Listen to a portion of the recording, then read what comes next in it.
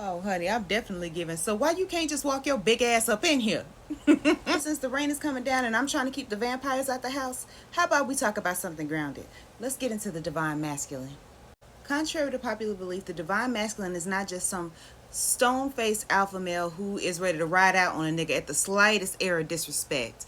Actually, it's quite deeper than that. First, it goes without saying that even though I'm going to be saying he, we know that gender is really not a factor in this. The first thing, we really got to get this out the way.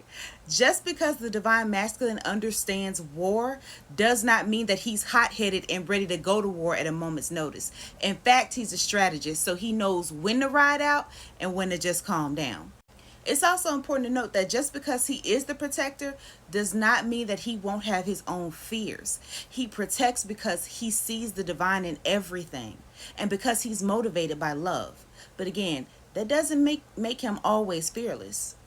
But he does stand present in the face of chaos. And that's a beautiful thing because the divine feminine herself is destruction and chaos. So yes, there are moments where he can stand present amidst the chaos and go, okay, I see it.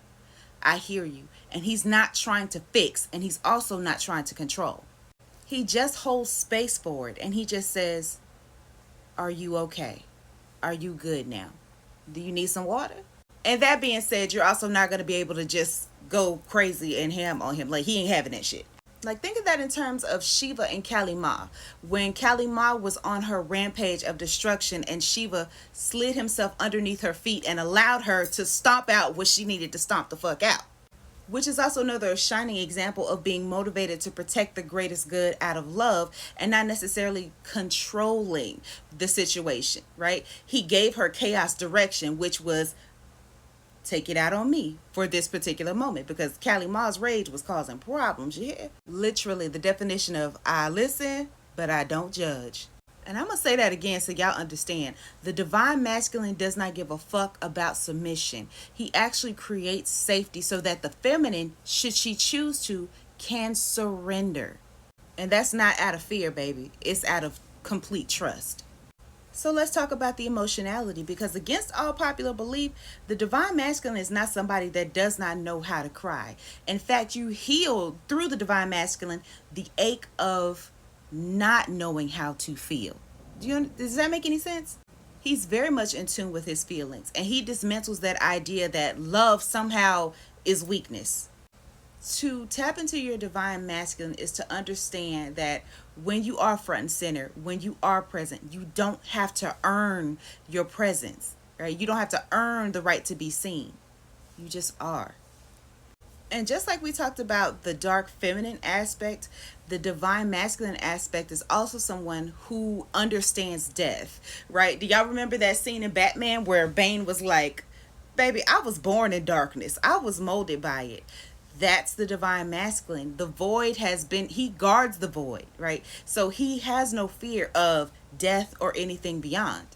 That's even going down to being in touch with his own wildness. Like in some aspects, when we talk about toxic masculinity, it's always about suppressing that rage. Like a nigga just don't know. It's not that, right? It's understanding that wildness inside of him and he uses it. He makes friends with it, right? Now he comes out when it's necessary, right? But he's not suppressing it. He knows at any given moment, I could flip this switch, however, I'm gonna let you make it. But for the most part, the excess rage that he's holding inside of him from a situation, he can take that and create monumental things with it. You ever heard the best revenge is your paper? That was a divine masculine that said that shit. Like for real, even in his stillness, you can still see his power. Think about it like when you see a lion just majestically walking through the grass, you know at any given moment, if you test that lion, you might not make it up out of there. But for the most part, he's going to roll over in that grass and he's going to chill. Which also brings me to the point of fierce loyalty. He does not play about himself or the people that he loves. Again, motivated to protect through love. Speaking of love. Yeah, he nasty. Yeah, they ain't scared to bring the storm, but don't worry, they'll gently roll you down the stream when they done.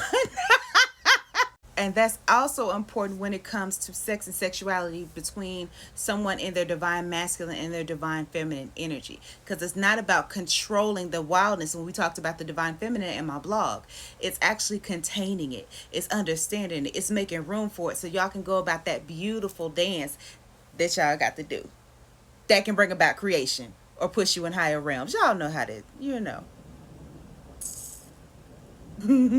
I mean, we could dive deeper into that, but I think I'm gonna say that for the next video.